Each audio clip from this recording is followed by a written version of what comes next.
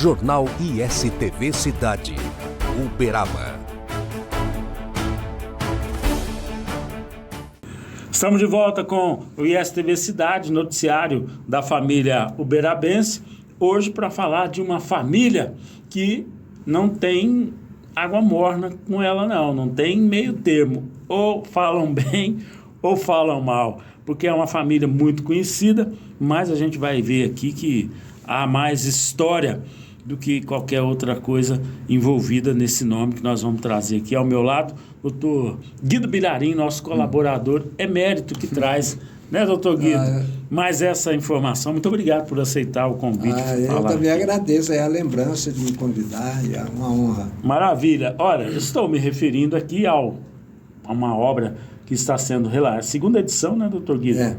Os Rodrigues da Cunha, a saga de uma família. E eu brinquei aqui no começo que não tem ninguém que fala só bem ou só mal, porque realmente é uma família que divide opiniões, né, doutor Guido? Pela história, pela pujança, pela atuação até do ponto de vista econômico dentro de Uberaba, né? Os Rodrigues da Cunha atuaram na política, né, muito fortemente, na medicina, em várias áreas do conhecimento, e a gente por isso tem essa saga interessantíssima. Como é que é? Conta para nós, doutor Guido, como é que surgiu a ideia de lançar e como é que... O Uberaba, que já tem 200 anos, tem uma série de famílias assim, importantes na formação da cidade. Certo. Então, nós estamos com uma preocupação, nos blogs que nós temos referente ao Uberaba, de começar a publicar as genealogias. Nós temos já várias genealogias prontas, uma é do Rio da Cunha, outra dos Borges, tem a dos Silvio Oliveira, que ainda está inédita, que é a do Major Eustáquio, que deverá ser publicada até o fim do ano. Essa é boa, hein? Então, tudo já está ali, sabe? Agora, o problema dos Rodrigues da Cunha, que nós vamos focalizar mais particularmente, é que nós lançamos agora no blog Bibliografia sobre Uberaba a segunda edição. Quer dizer, houve uma primeira edição em papel em 2008, que ainda existe à venda. É só procurar nos escritórios do Antônio Ronaldo, que 2008. É o autor. Ainda, para quem preferir, existe 2 volumes dessa genealogia. Agora nós publicamos a segunda edição, exatamente igual à primeira, em 2 volumes, no blog, onde a pessoa pode acessar gratuitamente, pode baixar, imprimir, encadernar e ficar com o livro também. Sim. Agora, os Rodrigues da Cunha, Uberaba, como nós sabemos, ela foi fundada entre fim de 1816 e 1817. 10 anos, 12 anos depois, já o primeiro Rodrigo da Cunha chegava em Uberaba, que é Manuel Rodrigues da Cunha Matos, que era chamado... ele veio de Minas, de uma das cidades de Minas, onde ele fabricava pólvora lá. Então ele era conhecido como Manuel Pólvora. E logo na primeira legislatura de Uberaba, que a Câmara foi instalada no dia 7 de janeiro de 1837, já estava lá o Manuel como vereador. Entendi. Então a participação... Já chegou chegando, adquirindo fazendas, porque naquela época o Uberaba só tinha essa chance. Ou é a agropecuária ou o comércio. Né? O comércio ainda estava engatinhando, estava começando ainda nessa década de 1820. Foi a época em que o Major Eustáquio desviou a Via Anguera, que ela saía de Uberaba direto aqui no Porto da Espinha, atrás do cemitério, e ele desviou para a Delta. E conseguiu, naquela época, isenção de imposto por 10 anos para quem se estabelecesse às margens dessa nova variante. Veja bem, já a concepção dele de desenvolvimento, de já compensar, subsidiar. E ele fez o porto, né? Ele que escolheu o lugar, Delta, que não houve lugar melhor para escolher, está lá até hoje. E aí,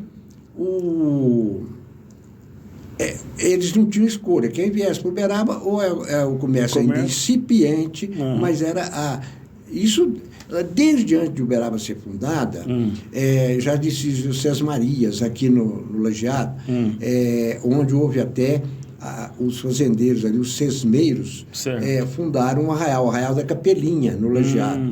Tinha umas 20 a 30 casas. Então, mas era a atividade agropecuária. Certo. Depois, eles dissolveram esse arraial e ele veio todo para Uberaba em 1817. E acabou lá. Tá. Agora, pelo que o senhor está dizendo aí, é uma família que... é pioneira, né? É pioneira, ela chegou desbastando. Já chegou. Abrindo as picadas, como se dizia. Foi uma das primeiras famílias que vieram para cá. E no desenvolvimento da história de Uberaba, depois surgiu o Geraldino Rodrigues da Cunha, que nasceu em 1864. Tem um nome de edifício no centro de Uberaba. Mas no fim do século, quer dizer, ele nasceu em 1864, com 30 e poucos anos, ele já teve uma participação. A primeira grande participação dele na política de Uberaba foi quando o governador Silviano Brandão, de Minas, estabeleceu um imposto territorial de 3% sobre as propriedades. Houve uma revolta em Uberaba. Aí foi fundado o Partido da Lavoura e Comércio, a Lavoura se uniu ao comércio, fizeram assembleias, fizeram inclusive diretorias, dirigentes, comissão diretiva, na qual estava Geraldino já participando ativamente, e onde surgiu a ideia de fundar o jornal Lavoura e Comércio. Lavoura e Comércio, que levou o nome do grupo, Lavoura e Comércio. E o Lavoura foi fundado em 99. E esse grupo teve uma atuação muito forte, se rebelou contra o governo de Minas e acabou sendo até vitorioso. E, posteriormente, a Uberaba se dividiu fortemente. Por exemplo, teve um jornalista importante aqui que foi a favor porque existia os partidos políticos. O partido do Silviano foi a favor. Mesmo sendo de Uberaba, foi a favor. Então, houve aqui em Uberaba gladiaram sobre essa divergência fundamental, que durou também alguns anos. Logo depois, veja bem, isso foi em 98, 99, em 1902, 1903, eles se uniram. Aí acabou, porque o Silviano também já tinha saído, eles renunciaram. Conforme foram surgindo novas gerações também. O governo, inclusive, por causa disso, o governo Silviano Brandão, ele, em represália a isso, ele fechou o Instituto Zootécnico de Uberaba, fechou a escola normal. Quer dizer, que retirou, muito importante aqui, o batalhão, que já estava aqui, retirou parte. Então, isso foi retomado depois, vagarosamente. O Uberaba levou também um prejuízo nesse ponto, por causa dessa represália. Um governador do Estado não devia fazer isso, mas fez, em prejuízo do seu próprio Estado, de uma região do seu próprio Estado. Bom, a partir daí, o Geraldino incorporou praticamente a liderança da família. Entendi. Ele tinha fazenda em Veríssimo, e era um indivíduo muito ativo. Ele, inclusive, conta que ele... quando ele saía da fazenda dele, lá em Veríssimo, numa certa altura, ele já telefonava para a casa dele no Uberaba para mandar abrir o portão da garagem, que ele não queria ficar esperando. Ele não esperava nada. Ele conta um fato que é verdadeiro. Ele comprou um Ford em 29, isso posteriormente, e mandou o chofer aprender em São Paulo. Aí ele estava demorando, ele telefonou, mas como é que é? Não, olha, para frente eu já sei guiar, agora eu vou aprender a marchar ré. Ele falou, não, pode deixar, eu nunca vou para trás, é só para frente, pode voltar. Quer dizer, ele era assim, verdadeiro a história. Ele era assim, desinsofrido. Ele ocupou, teve uma participação muito grande na política de Uberaba na década de 20. Em 1919, o Geraldino foi um dos líderes, fundou o Red Book Brasil, que é o registro, o livro de registro do Zebu, que é, vamos dizer assim, o predecessor da Sociedade Rural do Triângulo Mineiro, que por sua vez foi da DCZ. Então, isso foi em 1919, e ele já era um dos líderes lá.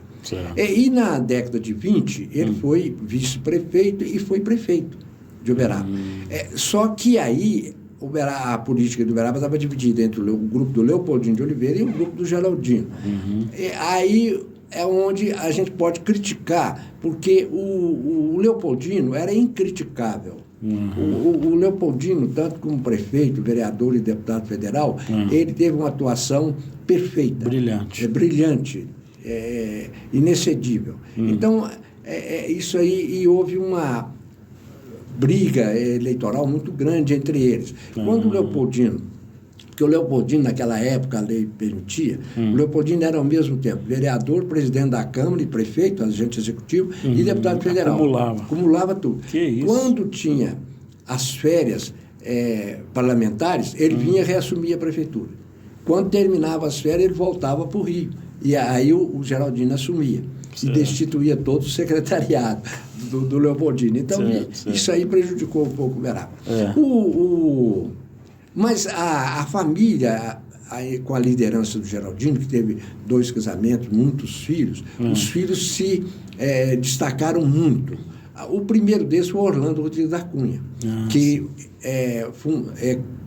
fundou a Cinematográfica São Luís, fez o Cine São Luís, que na época, em 1931, era o mais moderno do Brasil, que é máquinas importadas. Isso eu já ouvi falar. Todo o mobiliário, tudo importado de São Paulo e o maquinário do exterior. Sem falar que naquela época, né, por estar ali no centro de Uberaba, era um ponto de referência de encontros nos fins de semana, de famílias. Sim, não. O centro da cidade era o pulmão da cidade, ali, o coração da cidade, onde todo mundo... A cidade era muito pequena, né? Então, ele já foi arrojado nisso. 10 anos depois, fez o Grande Hotel e o Metrópole. E mais 8 anos depois, o Veracruz.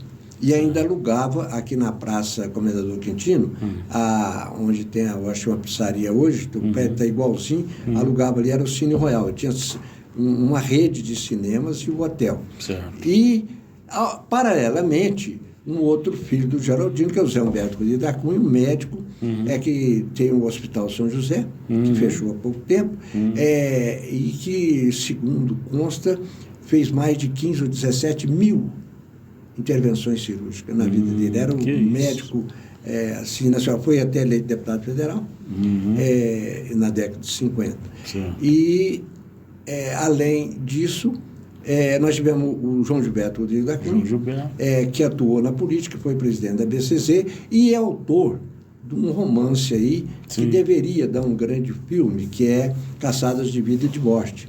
Né? Certo. Mas até hoje ainda não consegui. Nessa linhagem aí dos Rodrigues da Cunha, como é que se encaixa o doutor Hugo? O Hugo é neto. É neto do filho do Orlando. Que também encarnou essa veia política, né? Continuou. Né? O Hugo, por exemplo, dirigia cinematográfica, junto com o pai. O pai depois teve AVC e ele assumiu. E, ao mesmo tempo, ele foi presidente da CIU e presidente do Jockey Club. O pai dele era quem? Orlando. E o Hugo aí se projetou, lançou-se candidato a prefeito, ganhou, né? E depois voltou, teve um segundo mandato posteriormente, atuou muito, foi deputado federal, suplente também, candidato, atuou deputado federal aí na década de 70. 70, 80, por aí. Com então, o Arnaldo Rosa Prata.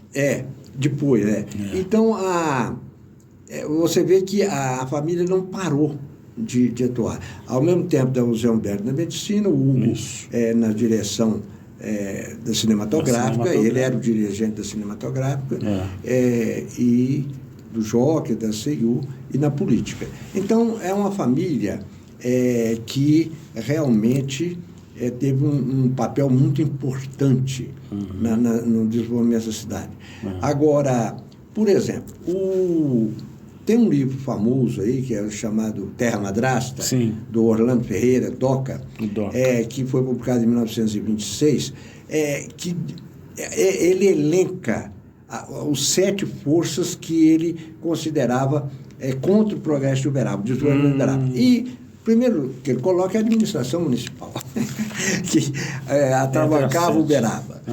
E depois coloca o Labor e Comércio, coloca a Companhia de Força e Luz, que era particular, que vinha desde o começo do século, e coloca a família Rodrigues da Cunha, a família Prata e a família Borges. Mas e todo mundo achando, então, que esse livro era uma crítica às famílias. Mas, paradoxalmente, não é. Por exemplo, a preocupação do Orlando, que era um indivíduo assim, muito para frente, embora muito conservador do ponto de vista moral, ele era contra futebol, ele era contra exercício físico, ele não tinha uma orientação racional, vamos dizer assim, coerente com concatenada. Ele, ao mesmo tempo, era muito evoluído em certas coisas e outras coisas. Imagina, ser contra exercício físico, futebol. O futebol foi importantíssimo para empolgar a juventude uberabense no começo do século, que poderia ser desviada para a ociosidade e coisas piores. E era, porque, só de passagem, o primeiro time, a bola chegou em Uberaba em 1903, trazido por 2 irmãos maristas. Em 1906 teve o primeiro time, que não sobreviveu porque só tinha ele, não tinha adversário, e em 1909 já tinha vários. Quando chegou em 1922, o Delbano Ponte já tinha elemento para fazer uma história do futebol em Uberaba. Tinha mais de 70 times amadores em 19 anos. Deslanchou. Você vê como é que a juventude foi empolgada por um esporte. E está aí a história das Olimpíadas, né? Não, o derrotou esporte, até a teoria ariana do Hitler. Ele realmente, aí, ele é uma falha. Mas na crítica, sabe o que ele critica, essas 3 famílias? É que ele queria que elas se dedicassem à indústria. Quer dizer, ele é avançado, já naquela época, percebendo, um dos poucos no Brasil, que percebeu que no Brasil, porque, eu vou falar, nós tivemos um presidente da República que falou contra a indústria, o Campos Salles. Há declarações dele e do ministro da Fazenda dele, que é Joaquim Mustinho, sendo contra a industrialização do país. E o DOCA, aqui em Uberaba, ele já criticava, ele achava que esses fazendeiros, essas grandes famílias, deviam se dedicar à indústria. Mas a vocação dessa família, desde gerações anteriores, era a agropecuária. Como é que o sujeito vai sair? Inclusive, precisa de capital. E indústria não é brincadeira. Você vai fazer uma indústria de quê? A gente imagina que naquela época não era uma coisa era muito fácil. Difícil. Inclusive, Uberaba sofria de deficiência de energia elétrica. É uma coisa que perdurou até vir a CEMIG. Eu me lembro, na minha infância, havia apagões todo dia à noite em Uberaba. Nós passávamos 1, 2 horas. A geração de energia era sofrida. Não precisava de chover, não, qualquer coisa, toda noite praticamente era insuficiente. Aí, com a CEMIG, que veio na década de 50, que inclusive foi muito combatida, a vinda da CEMIG para Uberaba, para você ver, tudo é assim. Né? As pessoas não defendem, às vezes até por ideologia. A CEMIG, muito era ideologia, porque a CEMIG era estatal. E uns políticos de Uberaba eram contra o estatismo na economia. Mas, calma lá, energia é algo até de segurança nacional. Não é só de fornecer energia. Então, nós tivemos esses problemas. Então, a crítica, ele inclusive elogia os Rodrigues da Cunha, falou: eu negociei, porque o DOCA, além de ser jornalista, funcionário do Correio, ele era mascate de zebu também, e viajava em Minas toda vendendo zebu. Então ele tinha e ele fala assim, ele elogia, falou: os Rodrigues da Cunha têm palavra, já negociei com eles, elogia, fala, quer dizer, não é essa crítica negativa, a crítica dele, pelo contrário, ele via nessas 3 famílias possibilidades de avanço. O problema dele era a industrialização, que é o que ele defendia. Então, ele não pode ser criticado por isso, porque estava muito avançado, e também as famílias também, a vocação delas não era essa. Maravilha, doutor Guido. Infelizmente, nosso tempo estourou. A gente vai voltar com o doutor Guido numa próxima edição para falar sobre outras publicações. Por essa, eu agradeço a sua participação, tá bom? Muitíssimo obrigado. E STV Cidade, noticiário da família uberabense. Estamos apresentando Jornal ISTV Cidade, Uberaba. ISTV Shop, o seu shopping na TV. Moda, saúde, beleza, decoração. Promoções com produtos e serviços de qualidade. ISTV Shop, o seu shopping na TV. Sabe aqueles momentos com a família, sentados à mesa, momentos que nos fazem bem, que nos fazem felizes? Para acompanhar uma prosa boa, tem que ter Café Silva. Café puro, direto da roça, produzido com tecnologia sem contato manual. Para uma qualidade diferenciada, deixe a gente fazer parte desses momentos na sua vida. Telefone 034 991 59 39 39, atendendo toda a região. Café Silva, cada vez melhor. Voltamos a apresentar Jornal ISTV Cidade, Uberaba.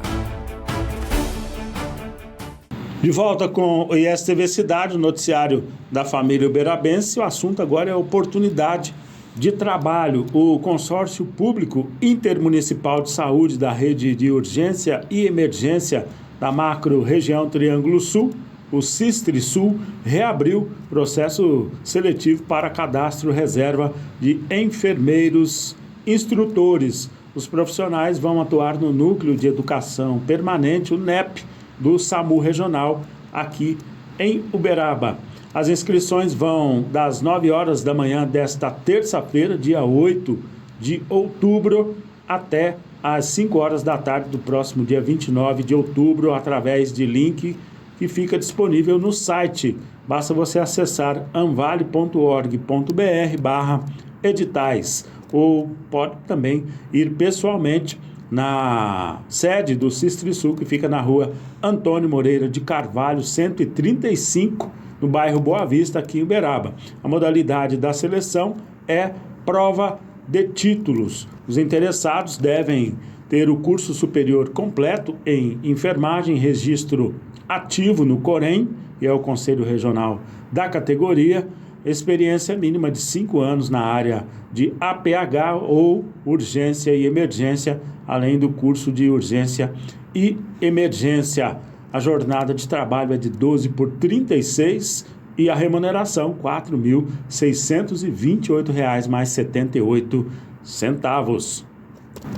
Mudamos de assunto para falar sobre o ponto facultativo, Dia do Servidor Público Municipal aqui de Uberaba. Prepare-se, teremos feriadão. A Prefeitura, por meio de decreto publicado no Diário Oficial, porta-voz alterou o ponto facultativo de comemoração ao Dia do Servidor Público. Originalmente previsto para o dia 28 de outubro, ele foi transferido para o dia 1º de novembro, que vai cair numa sexta-feira. A alteração foi oficializada através de decreto que modifica um decreto inicial, que é de janeiro de 2024, responsável por estabelecer as datas de pontos facultativos nas repartições públicas municipais para o ano em curso.